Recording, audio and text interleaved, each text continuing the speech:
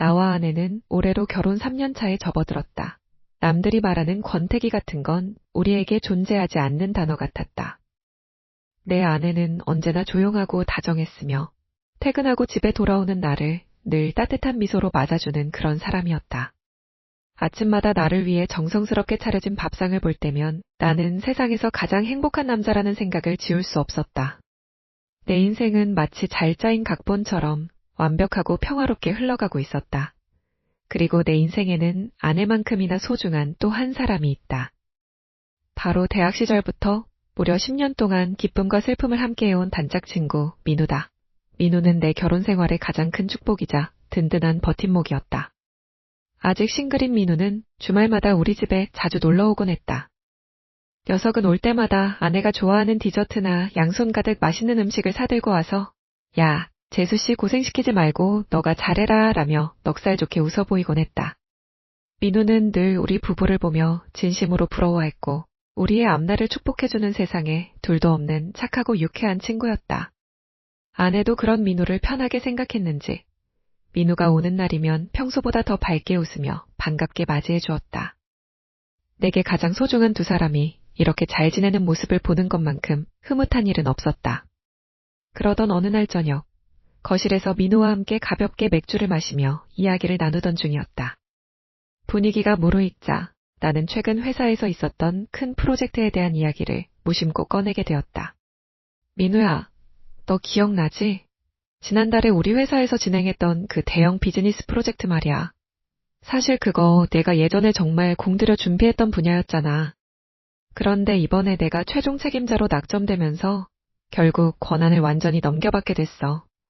오늘 공식적으로 결제가 났거든. 순간 민우의 눈빛이 아주 찰나의 순간 흔들린 것 같았지만 이내 특유의 시원한 미소를 지으며 내 어깨를 툭 쳤다. 와, 진짜 대단하다. 역시 내 친구네.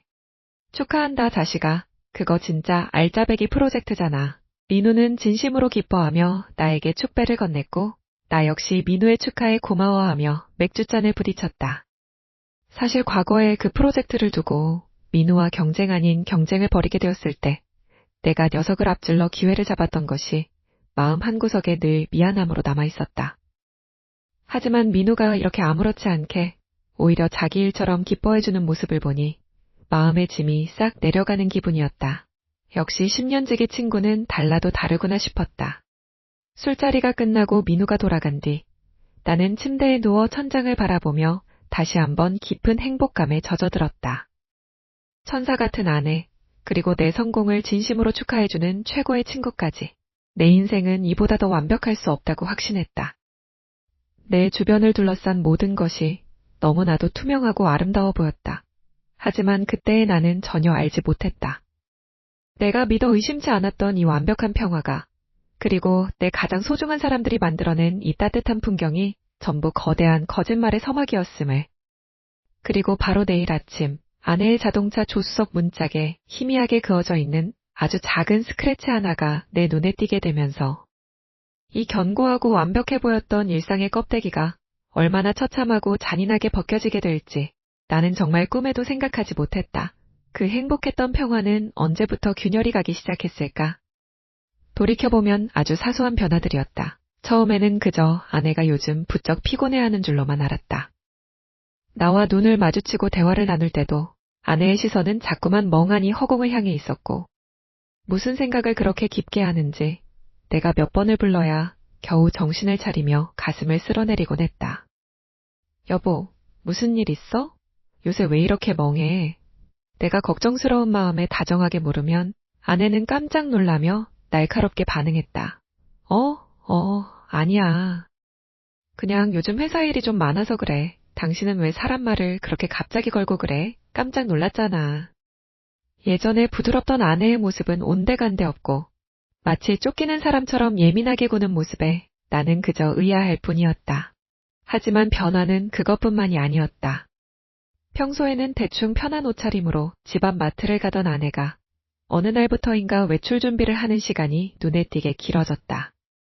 거울 앞에서 몇 번이나 옷을 갈아입고 평소에는 잘 쓰지도 않던 화려한 향수를 뿌리기 시작했다. 향수 냄새가 거실 가득 퍼질 때마다 내 마음속 한구석에서 정체 모를 불길함이 피어올랐다. 오늘 무슨 날이야? 왜 이렇게 예쁘게 꾸몄어? 그냥 대학교 동창 모임. 오랜만에 애들 만나는 거라 신경 좀 썼어. 늦을지도 모르니까 먼저 자. 아내는 내 시선을 피하며 다급하게 구두를 신었다. 동창 모임이라는 핑계는 일주일에도 두세 번씩 반복되었고 매번 늦은 밤이 되어서야 돌아왔다. 게다가 가장 이상한 것은 스마트폰에 대한 집착이었다. 예전에는 식탁 위든 소파 위든 아무데나 던져두던 휴대폰을 이제는 화장실을 갈 때도 심지어 샤워를 하러 들어갈 때도 지퍼백에 넣어들고 들어갔다. 내가 우연히 휴대폰 근처로 가기만 해도 아내는 소스라치게 놀라며 휴대폰 화면을 가리거나 가슴팍에 숨기기 바빴다. 그 행동들이 쌓일수록 내 가슴 속에는 의심이라는 차가운 덩어리가 커져만 갔다. 그러고 보니 그토록 우리 집을 제 집 드나들듯 하던 민우의 발길도 뚝 끊겼다. 10년지기 절친이라며 언제나 내 고민을 들어주고 아내와도 서스럼 없이 지내던 녀석이었는데 최근 몇 주 동안 얼굴 한번 보기가 힘들었다. 보고 싶어서 전화라도 걸면 민우는 늘 서두르는 목소리로 변명을 댔다. 친구야. 미안. 내가 요즘 새로 들어간 개인 프로젝트 때문에 눈코 뜰 새 없이 바쁘네. 끝나면 내가 먼저 연락할게. 재수 씨한테도 안부 전해주라. 전화를 끊는 민우의 목소리는 어딘가 모르게 어색하고 다급했다. 예전처럼 쾌활하게 웃던 녀석의 목소리가 아니었다. 내가 민우에게 넘겨준 그 거대 프로젝트 때문에 정말 바쁜 걸까 생각하려 해도 이상하게든 뒤가 서늘해지는 기분을 지울 수가 없었다. 아내의 잦은 외출과 민우의 갑작스러운 부재. 이 두 가지가 머릿속에서 얽히고 설켜 나를 괴롭혔다. 그러던 어느 날 밤이었다. 시계 바늘은 이미 새벽 2시를 가리키고 있었다. 옆자리가 허전해 눈을 떴을 때 침대 위에는 나 혼자뿐이었다. 화장실 불은 꺼져 있었고 집안은 정막만이 감돌았다. 그때 거실 너머 발코니 쪽에서 아주 미세한 말소리가 흘러나왔다. 나는 숨을 죽이고 침대에서 내려와 어둠 속을 걸었다. 거실 유리창 너머 차가운 달빛이 비치는 발코니에 아내가 서 있었다. 아내는 얇은 잠옷 차림으로 몸을 잔뜩 웅크린 채 휴대폰을 귀에 대고 속삭이고 있었다. 안 된다고 했잖아. 남편이 자고 있단 말이야. 제발 이러지 마. 나 무서워. 아내의 목소리는 심하게 떨리고 있었고 금방이라도 울음이 터질 것처럼 홀세했다. 달빛에 비친 아내의 옆얼굴은 극도의 공포와 당혹감으로 새하얗게 질려 있었다. 나는 그 자리에 굳어버렸다. 대체 아내가 이 시간에 누구와 왜 그런 대화를 나누고 있는 걸까? 심장이 터질 것처럼 쿵쾅거리기 시작했다. 아내의 행동이 눈에 띄게 이상해진 이후로 내 마음속에는 아주 작지만 불길한 의심의 씨앗이 자라나기 시작했다. 평소 같으면 그냥 넘겼을 사소한 일들이 하나둘씩 거슬리기 시작했고 나는 나도 모르는 사이에 집안 구석구석을 유심히 관찰하기 시작했다. 설마 하던 생각이 확신으로 바뀌는 데는 그리 오랜 시간이 걸리지 않았다. 어느 날 저녁 아내가 대학 동창들을 만나러 간다며 잔뜩 꾸미고 나갔던 날이었다. 밤늦게 돌아온 아내는 피곤하다며 씻지도 않고 침대에 쓰러져 잠이 들었다. 옷걸이에 걸려있는 아내의 코트를 정리하려다가 문득 코트 주머니 겉으로 바스락거리는 종이 질감이 느껴졌다. 손을 집어넣어 꺼낸 것은 다름 아닌 고급 레스토랑의 영수증이었다. 날짜와 시간은 바로 오늘 저녁. 결제 금액은 2인 기준이라고 하기엔 터무니없이 비쌌고 그곳은 아내가 평소에 말하던 허름한 동창회 장소와는 거리가 먼 연인들이 주로 찾는 분위기 좋은 야경 레스토랑이었다. 그 순간 코트깃 주변에서 낯선 향기가 내 코끝을 스쳤다. 아내가 평소에 쓰는 은은한 꽃향기가 아니었다. 묵직하고 달콤하면서도 어딘가 이국적인 분명한 남성의 스킨이나 향수 냄새였다. 내 머릿속이 순간 차갑게 얼어붙는 것 같았다. 아니겠지? 아닐 거야. 속으로 몇 번이고 되뇌었지만 가슴속 깊은 곳에서 몰려오는 불길한 예감은 쉽게 사그라지지 않았다. 다음 날 아침 출근하려는 아내를 배웅하러 주차장에 내려갔을 때였다. 아내 의자 앞범퍼 쪽에 전에 없던 길고 깊은 스크래치가 선명하게 긁혀있는 것이 보였다. 자기야, 차 범퍼 왜 이래? 어디 긁었어? 내 질문에 아내는 순간적으로 눈동자를 크게 흔들며 당황한 기색을 감추지 못했다. 그거 마트 주차장에서 누가 긁고 간 것 같아. 그냥 가벼운 거니까 신경 쓰지 마. 아내는 내 시선을 피하며 서둘러 차에 올라타 자리를 떠났다. 평소 소심하고 차를 끔찍이 아끼던 아내가 저렇게 큰 흠집을 그냥 넘기려 하다니 도저히 이해가 가지 않았다. 퇴근 후 나는 결국 참지 못하고 아내의 차 키를 들고 지하 주차장으로 내려갔다. 심장이 터질 것처럼 쿵쾅거렸다. 차 문을 열고 들어가 블랙박스에 전원을 켰다. 아내가 숨기고 있는 비밀이 무엇이든 이 안에는 반드시 단서가 남아있을 것이라 확신했다. 손끝이 덜덜 떨렸다. 만약 내 의심이 틀린 거라면 아내에게 평생 미안해하며 살겠다고, 제발 아무것도 나오지 말아달라고 속으로 빌고 또 빌었다. SD카드를 꺼내 노트북에 연결하고 최근 녹화 항목들을 하나씩 훑어보았다.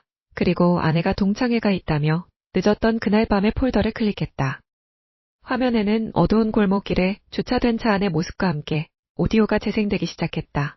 잠시 후 스피커를 통해 흘러나오는 소리에 나는 그 자리에서 숨을 쉴 수가 없었다. 귀를 찌르고 들어오는 것은 너무나 익숙하지만 내 앞에서는 단 한 번도 낸 적 없는 아내의 콧소리 섞인 콧노래와 콧소리 가득한 신음 섞인 애교였다. 자기야, 진짜 아슬아슬했다니까. 그 인간은 내가 친구들 만나는 줄 알고 깜빡 속아 넘어갔어. 우리 다음 주에는 어디로 갈까? 며칠 동안 멀리 여행 가고 싶다. 낯선 남자의 낮은 웃음소리와 함께.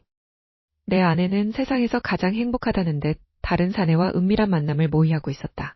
피가 거꾸로 솟구치고 온몸의 세포가 분노와 충격으로 무너져 내리는 순간이었다. 노트북 화면 속에서 블랙박스 영상이 재생되는 순간 내 심장은 그대로 얼어붙는 것 같았다. 재생 버튼을 누르기 전까지만 해도 설마 아니겠지라며 스스로를 달랬던 일말의 희망이 한순간에 산산조각 났다. 화면에는 아내가 차를 몰고 어디론가 향하는 평범한 도로 풍경이 찍혀 있었지만 내 귀를 파고드는 소리는 지옥 그 자체였다. 차 안의 공기를 가득 채운 것은 다름 아닌 내 아내의 목소리, 그리고 너무나 낯설고도 생생한 그녀의 숨소리였다. 화면 속 아내는 블루투스인지 스피커폰인지 누군가와 통화를 하고 있었다. 하지만 상대방의 목소리는 블루투스 연결 문제 때문인지 아니면 의도적으로 음성을 변조하는 앱을 쓴 건지 지지직거리는 기계음처럼 뭉개져서 도무지 누구인지 알아볼 수 없었다. 스피커폰을 켜지 않고 귀에 대고 통화하는 건가 싶기도 했다. 간간이 수화기 너머로 새어나오는 남자의 목소리는 그저 낮고 웅얼거리는 소음으로만 들릴 뿐이었다. 하지만 아내의 목소리만큼은 너무나도 또렷했다. 평소 나에게 짓던 그 수줍고 부드러운 미소 뒤에 이런 모습이 숨겨져 있었다니 믿을 수가 없었다. 응, 자기야. 나 지금 가는 중이야. 조금만 기다려줘. 자기야? 내 귀를 의심했다. 결혼 후 단 한 번도 들어본 적 없는 온갖 애교와 콧소리가 섞인 목소리였다. 목이 바짝바짝 타들어가고 손끝이 가늘게 떨렸다.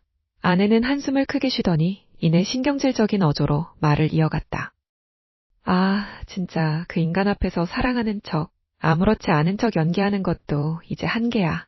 매일 밤 옆에 눕는 것도 끔찍하고 다정하게 굴 때마다 소름이 돋아.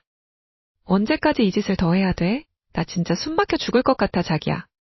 연기라고? 나를 향했던 그 모든 다정한 말들과 행동들이 전부 가짜였다는 말인가? 뒤통수를 거대한 둔기로 엇맞은 듯한 충격에 머릿속이 하얘졌다. 손에 들고 있던 마우스가 바닥으로 떨어져 굴렀지만 나는 그것을 주울 생각조차 하지 못했다. 온몸의 피가 거꾸로 솟구치며 심장이 터질 것처럼 쿵쾅거렸다. 분노와 배신감, 그리고 말로 다 표현할 수 없는 비참함이 내 목을 조여왔다. 나는 범인을 찾아내기 위해 화면을 뚫어져라 쳐다봤다. 제발 그 남자의 얼굴이나 단서 하나만이라도 찍혀있기를 간절히 바랐다. 하지만 야속하게도 블랙박스 카메라는 오직 차량 정면의 어두운 도로만을 비추고 있었다. 화면 오른쪽 구석에 살짝 스치는 아내의 하얀 손과 스마트폰 화면의 희미한 불빛 외에는 차 안의 상황을 보여주는 것이 아무것도 없었다. 누구지?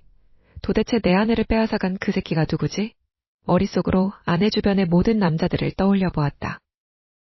직장 동료? 대학 동창? 아니면 내가 모르는 완전히 다른 사람? 목소리가 너무나 뭉개져 있어서. 그리고 아내가 상대방의 이름을 단 한 번도 부르지 않아서 도무지 짐작조차 할 수 없었다. 아내가 완벽하게 바람을 피우고 있다는 증거는 손에 쥐었지만 가장 중요한 상대가 누구인지 알 수 없다는 사실이 나를 더 미치게 만들었다. 무력감과 분노가 뒤섞여 비명이 터져나올 것만 같았다. 입술을 얼마나 세게 깨물었는지 비릿한 피맛이 입안 가득 퍼졌다. 그때 지지직거리는 노이즈 사이로 수화기 넘어 남자의 목소리가 순간적으로 아주 조금 선명하게 흘러나왔다. 낮고 가라앉은, 하지만 무서울 정도로 냉소적인 어조였다. 그 남자는 울먹이는 아내를 달래듯, 하지만 아주 잔인하게 속삭였다. 조금만 더 참아, 다 와가니까. 우리가 그 인간이 가장 자랑스러워하고 소중하게 여기는 것들을 전부 어떻게 부숴버리는지 곧 똑똑히 보게 될 테니까. 그날 밤 집안의 공기는 얼어붙을 것처럼 차갑고 무거웠다. 거실 소파에 앉아 아내가 돌아오기만을 기다리는 매분 매초가 지옥 같았다. 블랙박스 영상 속에서 내 아내의 입을 통해 흘러나오던 그 낯선 목소리, 남편 앞에서는 대충 연기하면 돼 라던 그 잔인한 말이 귓가에 이정표처럼 박혀 떠나지 않았다. 새벽 1시가 넘어서야 도어락 소리와 함께 아내가 살금살금 문을 열고 들어왔다. 나와 눈이 마주친 아내는 순간적으로 움찔했지만 이내 아무렇지 않은 척 억지 미소를 지었다.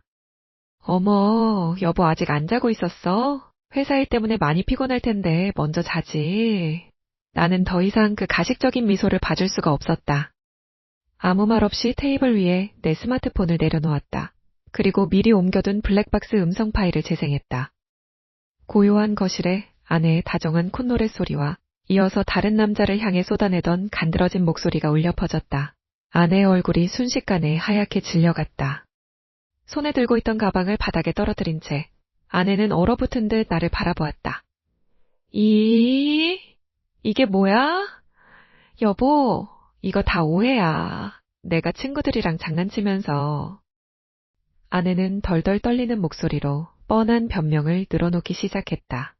변명조차 너무나 어설퍼서 피가 거꾸로 솟는 것 같았다. 오해? 네 입으로 내 앞에서 연기하면 된다고 한 것도 장난이야? 대체 그 새끼가 누구야? 내가 소리를 지르자. 아내는 더 이상 발뺌할 수 없음을 직감했는지 툭 하고 바닥에 무릎을 꿇었다. 그리고는 닭똥 같은 눈물을 뚝뚝 흘리며 내 바짓가랑이를 붙잡았다. 내가 잘못했어, 여보. 내가 정말 미쳤었나 봐. 하지만 다 이유가 있었어.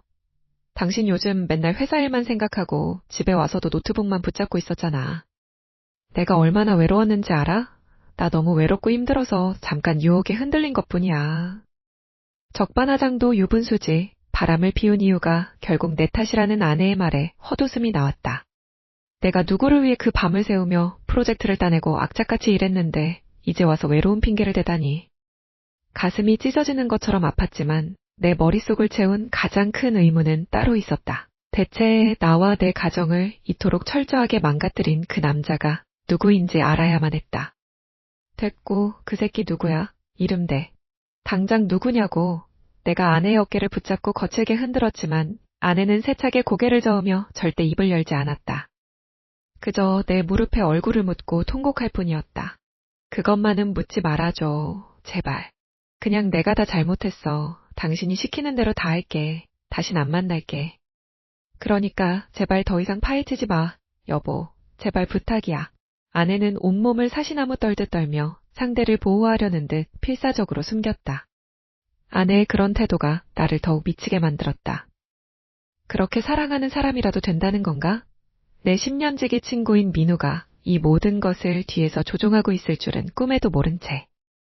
나는 나를 철저히 기만한 아내와 이름 모를 상간남을 향한 분노로 숨이 막혀왔다. 바로 그때였다. 거실 바닥에 떨어져 있던 아내의 핸드폰 화면이 탁 하고 밝아지며 징하는 진동음이 울렸다. 눈물로 범벅이 된 아내가 황급히 손을 뻗어 핸드폰을 가리려 했지만 내 눈이 더 빨랐다. 발신인은 저장되지 않은 알 수 없는 번호였다. 하지만 화면에 팝업으로 뜬 메시지 내용은 숨길 수 없이 선명했다. 보고 싶다. 내일은 언제 볼까? 우리 가던 그곳에서 기다릴게. 아내가 끝까지 그 자식의 이름을 숨기려 할 때 내 안에서 무언가 끊어지는 기분이 들었다. 3년 동안 믿었던 사랑이 그리고 10년 넘게 쌓아온 신뢰가 한순간에 모래성처럼 무너져 내렸다. 하지만 여기서 무너질 수는 없었다. 내 가정을 망가뜨린 그 더러운 실체를 내 눈으로 직접 확인해야만 했다. 나는 결국 심부름센터에 연락해 사람을 붙였다. 피가 마르는 듯한 이틀이 지나고 마침내 그들에게서 연락이 왔다. 아내가 지금 어떤 고급 호텔로 들어갔다는 정보와 함께 방번호가 찍힌 메시지가 날아왔다. 손이 벌벌 떨렸다. 나는 미친 사람처럼 차를 몰아 그 호텔로 향했다. 로비에 숨어 숨을 죽인 채 엘리베이터 앞을 감시하고 있을 때였다. 저 멀리서 아내의 손을 잡고 다정하게 걸어오는 한 남자의 실루엣이 보였다. 익숙한 걸음걸이, 익숙한 옷차림. 설마 아니겠지, 내가 잘못 본 거겠지 하며 속으로 수천 번을 부정했다. 하지만 그 남자가 고개를 돌려 아내에게 미소를 짓는 순간 나는 숨을 쉴 수가 없었다. 민우였다. 내 인생에서 가장 힘들 때 곁에 있어 주었던, 내 결혼식에서 누구보다 환하게 웃으며 축사를 읽어주던 10년지기 절친, 바로 그 민우였다. 심장이 쿵쾅거리는 소리가 온몸을 뒤흔들었다. 머릿속이 하얘지고 눈앞이 흐려졌다. 두 사람이 호텔 엘리베이터에 타는 모습을 보며 나는 그 자리에 주저앉을 뻔했다. 배신감이라는 단어로는 도저히 설명할 수 없는 가슴이 찢어발겨지는 듯한 고통이 밀려왔다. 어떻게 민우가, 다른 사람도 아닌 민우가 나한테 이럴 수가 있는지 도무지 믿기지 않았다. 두 사람이 호텔에서 나오기를 기다린 건 내 인생에서 가장 지옥 같은 시간이었다. 몇 시간 후, 두 사람은 근처의 한적하고 어두운 카페로 자리를 옮겼다. 나는 모자를 깊게 눌러쓰고 그들의 뒷자리에 조용히 앉았다. 분노로 온몸이 떨렸지만 그들의 입에서 무슨 말이 나오는지 똑똑히 들어야 했다. 가장 먼저 들린 것은 아내의 울먹이는 목소리였다. 민우 씨, 나 이제 정말 무서워. 남편이 다 알아챘어. 블랙박스도 들켰고 어제는 나한테 누구냐고 울면서 소리쳤단 말이야. 우리 이제 그만하면 안 돼? 나 그냥 남편한테 다 말하고 용서 빌까봐. 아내의 나약한 소리에 민우의 차가운 비웃음 소리가 섞여 들려왔다. 내가 알던 다정하고 유쾌한 민우의 목소리가 아니었다. 뱀처럼 사악하고 냉혈한 목소리였다. 용서? 내가 말하면 그 자식이 널 용서해 줄 것 같아? 정신 차려. 넌 이미 건너지 말아야 할 강을 건넜어. 그리고 이제 와서 그만두자고?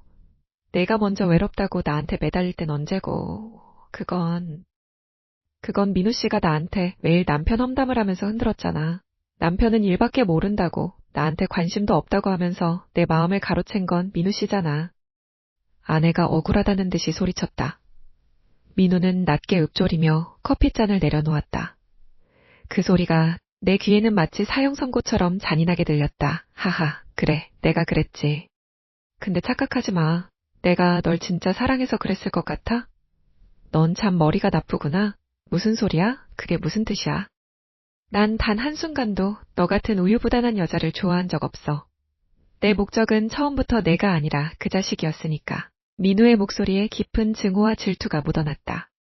몇 년 전 그 큰 프로젝트, 원래 내 거였어. 그 자식이 내 코앞에서 채가기 전까지는 말이야.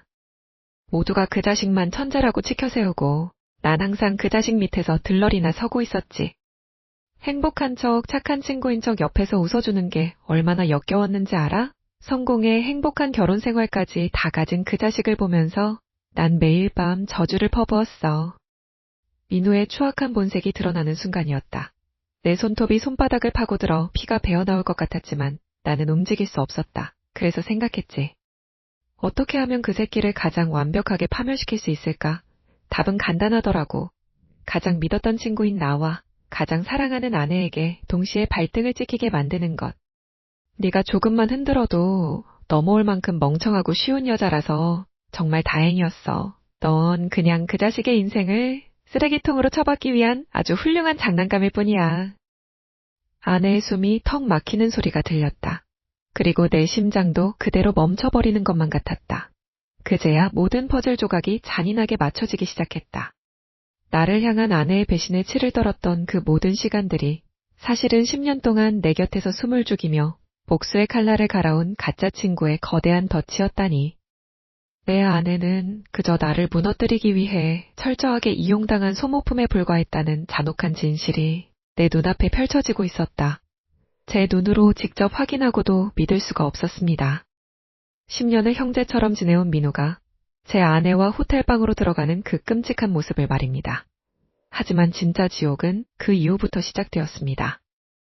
모든 사실을 알게 된 제가 민우에게 분노를 터뜨렸을 때 그 녀석은 당황하기는커녕 오히려 가소롭다는 듯 비웃으며 본색을 드러냈습니다. 야, 이제 알았냐? 그래, 다 내가 한 짓 맞아. 그러니까 억울하면 네가 나보다 잘나지 말았어야지. 민우의 입에서 나온 말은 잔인하기 짝이 없었습니다. 그 녀석은 미안한 기색은커녕 오히려 당당하게 가방에서 서류 봉투 하나를 꺼내 제 앞에 던졌습니다. 그 안에는 아내와 침대 위에서 찍은 은밀하고 수치스러운 사진들이 가득했습니다. 심지어 아내가 잠들어 있는 사이에 몰래 찍은 듯한 영상 캡처본까지 있었습니다. 이거 내장인 어른이랑 장모님, 그리고 너희 회사 게시판에 쫙 퍼지면 어떻게 될 것 같냐? 네, 마누라 인생은 물론이고, 네, 그 잘난 커리어도 한순간에 끝나는 거야. 민우는 무서운 인간이었습니다. 애초에 아내를 사랑해서 유혹한 게 아니라 오직 저를 파멸시키기 위해 아내를 철저하게 도구로 이용한 것이었습니다. 민우는 이 사진들을 빌미로 아내를 완전히 가스라이팅하기 시작했습니다. 이미 민우의 손에 약점이 잡혀 이성을 잃은 아내는 공포와 불안감에 사로잡혀 민우가 시키는 대로 움직이는 꼭두각시가 되어버렸습니다. 민우는 여기서 멈추지 않고 판을 더 크게 키웠습니다. 장인어른과 장모님께 연락해 제가 평소에 아내를 방치하고 의처증 증세를 보이며 폭언과 폭행을 일삼았다고 거짓 소문을 퍼뜨렸습니다. 불륜의 원인을 전부 저의 가정폭력 탓으로 돌린 것입니다. 아내는 민우의 협박과 가스라이팅에 완전히 세뇌되어 부모님 앞에서도 제가 자신을 때리고 괴롭혔다며 눈물로 거짓말을 보탰습니다. 처가 식구들은 뒤집어졌고 저를 천하의 몹쓸 인간 쓰레기로 몰아세우기 시작했습니다. 결국 아내는 민우의 지시에 따라 집을 나가버렸습니다. 그리고 며칠 뒤 법원으로부터 이혼 소송 및 재산분할 청구 소송장이 날아왔습니다. 기가 막히게도 아내는 민우의 변호사 조력을 받아 결혼 생활 동안 제가 번 모든 재산의 절반 이상을 요구하고 있었습니다. 만약 순순히 재산을 넘기지 않으면 자신들이 꾸며낸 폭행 증거와 조작된 언론 제보글로 저를 사회적으로 완전히 매장시키겠다고 협박해왔습니다. 회사 동료들 사이에서도 이미 이상한 소문이 돌기 시작했는지 저를 바라보는 시선이 싸늘해진 것을 느낄 수 있었습니다. 제가 피땀 흘려 일궈낸 커리어와 프로젝트, 그리고 평생을 믿어온 가정과 우정이 한순간에 모래성처럼 무너져 내리고 있었습니다. 제 손으로 직접 제 인생의 가장 큰 적을 키웠던 것입니다. 저는 지금 법과 여론이라는 날카로운 칼날을 쥔 채 제 목을 조여오는 민우와 아내의 거대한 음모 앞에 홀로 서 있습니다. 이대로 있다가는 평생 쌓아올린 모든 재산과 명예, 그리고 제 삶의 전부를 그 악마 같은 녀석에게 통째로 빼앗겨버릴 위기에 처했습니다.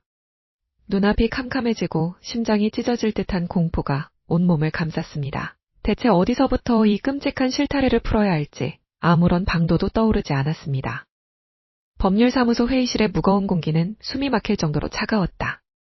테이블을 사이에 두고 내 맞은편에는 내 인생을 통째로 흔들어 놓은 두 사람, 10년지기 친구였던 민우와 내 아내가 앉아 있었다.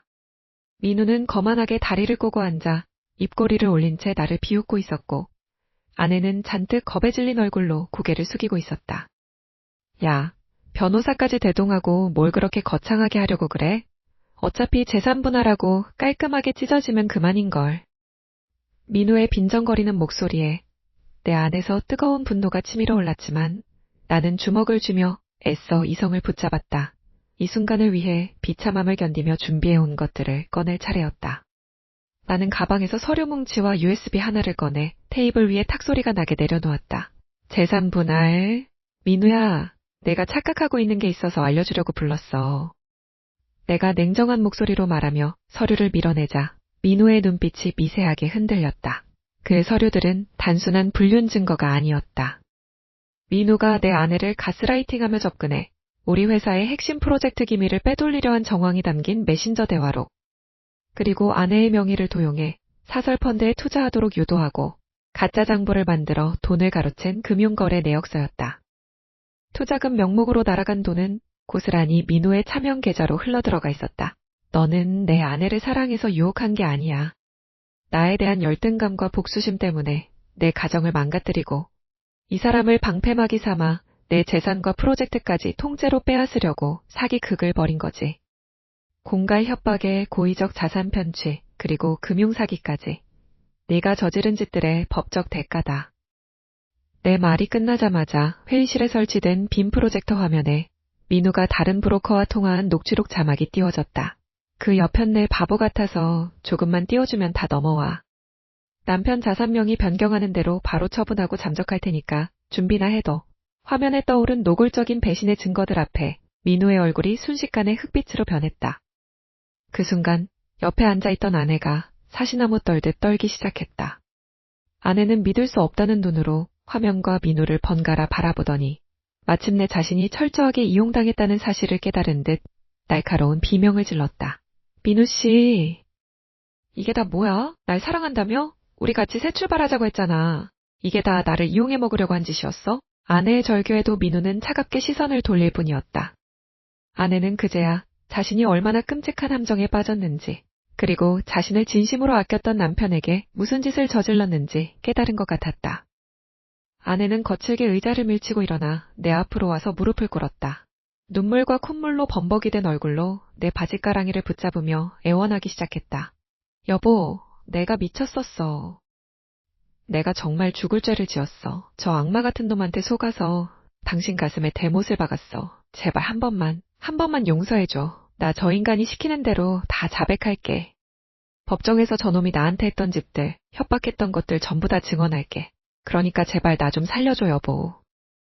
처절하게 울부짖으며 매달리는 아내를 내려다보는 내 마음은 이미 차갑게 식어 있었다. 동정심조차 잃지 않는 내 모습에 나 스스로도 놀랄 지경이었다. 나는 아내의 손을 차갑게 뿌리치고 민우를 똑바로 쳐다보았다. 이제 내 계획은 끝났어. 넌 간통을 넘어 형사처벌로 인생이 매장될 일만 남았다. 모든 증거와 아내의 변심으로 완벽하게 코너에 몰린 상황. 평범한 사람이라면 여기서 무너져야 정상이었다. 하지만 민우는 잠시 숨을 고르더니 이내 광기 어린 웃음을 터뜨리기 시작했다. 하하하, 하하하하. 소름 끼치는 웃음소리가 좁은 회의실 안을 가득 채웠다. 민우는 천천히 고개를 들며 눈을 휘뜨겼다. 그의 눈빛에는 패배자의 절망 대신 상대를 길동무로 삼겠다는 잔인한 살기가 가득 차 있었다. 끝났다고? 아니, 이제 시작이야. 민우는 주머니에서 자신의 휴대전화를 꺼내 화면을 켜더니 나를 향해 흔들어 보였다. 그의 입가에 걸린 비틀린 미소를 보는 순간 무언가 잘못되었다는 강렬한 직감이 내 등골을 서늘하게 스치고 지나갔다. 너, 내가 겨우 이 정도 수만 준비하고 내 가정에 뛰어들었을 것 같아? 내가 그렇게 애지중지하는 내 회사. 그리고 내 부모님 인생까지 한 방에 지옥으로 보낼 수 있는 진짜 히든카드가 여기 들어있거든. 나만 죽을 것 같지? 아니, 같이 죽는 거야. 다 같이 지옥 바닥으로 내려가자고. 민우의 광기 어린 선언과 함께 그의 손가락이 화면 위를 움직이기 시작했고 내 심장은 터질 듯이 쿵쾅거리기 시작했다. 결국 법의 심판은 무거웠고 민우는 자신이 파놓은 함정에 스스로 빠져 파멸했다. 그 뻔뻔하던 녀석이 수갑을 찬 채 경찰차에 올라타던 순간 내 가슴속을 가득 채운 건 승리감이나 통쾌함이 아니었다. 그저 허탈함과 씁쓸함뿐이었다. 10년이라는 긴 세월 동안 형제처럼 믿었던 친구의 마지막 모습은 너무나 초라하고 추악했다. 법정에서 민우의 공갈 협박과 사기 혐의가 고스란히 인정되어 실형이 선고되자 내 곁에서 증언석에 섰던 아내는 온몸을 부르르 떨며 주저앉았다. 모든 재판이 끝나고 법원 로비를 나서는 길, 아내는 내 바지가랑이를 붙잡고 처절하게 매달렸다. 여보, 내가 정말 미쳤었어. 그 인간이 그렇게 날 이용할 줄은 꿈에도 몰랐어. 제발 한 번만, 딱 한 번만 용서해주면 안 될까? 내가 평생 당신 발치에서 속죄하며 살게. 제발 버리지 마. 눈물 콧물로 범벅이 된 채 내 신발을 붙잡고 통곡하는 아내의 얼굴을 내려다보았다. 한때 내가 목숨보다 사랑했던, 세상에서 가장 아름다웠던 내 아내였다. 하지만 지금 내 눈앞에 있는 여자는 그저 탐욕과 어리석음에 눈이 멀어 가정을 파탄낸 낯선 배신자일 뿐이었다. 가슴 한구석이 찌르듯 아파왔지만 나는 차갑게 그녀의 손을 뿌리쳤다. 내 마음은 이미 얼음장처럼 굳어 있었다. 우유부단하게 유혹에 흔들려 내 등 뒤에 칼을 꽂았던 사람을 다시 내 곁에 둘 수는 없었다. 그 길로 나는 곧바로 이혼 도장을 찍었다. 위자료와 재산 분할에서도 그녀는 민우의 범죄에 동조한 대가로 거의 아무것도 건지지 못했다. 혼자 남겨진 아파트에 돌아와 짐을 싸기 시작했다. 거실 구석구석마다 3년 동안 쌓아 올린 행복했던 추억의 파편들이 흩어져 있어 숨이 막혔다. 이 집에 더 머무는 것은 나 자신을 고문하는 일이었다. 나는 미련 없이 집을 매물로 내놓았고 아주 먼 지방으로 이사하기로 결심했다. 그들이 없는 곳, 내 과거를 아무도 모르는 낯선 곳에서 오직 나만을 위한 새로운 인생을 시작하고 싶었다. 이삿짐 트럭이 출발하고 사이드미러로 멀어지는 아파트를 바라보며 나는 마침내 잔인했던 이 지옥 같은 삶의 한 페이지를 덮었다고 생각했다. 하지만 서울을 떠나기 직전 변호사로부터 한 통의 연락을 받았다. 구치소에 수감된 민우가 면회를 신청했다는 소식과 함께 아내가 나에게 보낸 절박한 메시지가 담긴 편지였다. 아내는 감옥에 있는 민우를 합법적으로 그리고 가장 잔인하게 무너뜨릴 수 있는 또 다른 결정적인 내부 정보를 알아냈다며 제발 자신을 한 번만 만나달라고 애원하고 있었다. 민우는 아직 감옥 안에서도 나를 향한 저주를 퍼붓고 있다고 했다. 순간 심장이 쿵쾅거리며 멈추었던 피가 다시 거꾸로 솟구치는 기분이 들었다. 나를 완벽하게 기만했던 두 사람의 얼굴이 머릿속을 스쳐 지나갔다. 이대로 모든 것을 잊고 떠나 새로운 삶을 사는 것이 진정한 해방일까? 아니면 나를 배신한 아내를 마지막으로 한 번 더 이용해 감옥에 갇힌 그 가짜 친구를 세상에서 가장 비참한 지옥 구렁텅이로 밀어넣어버리는 것이 진정한 복수의 완성일까?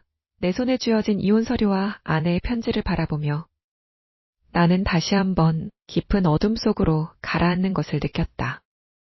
과연 나는 여기서 멈춰야 할까? 아니면 이 피비린내 나는 복수극의 진짜 막을 올려야 할까?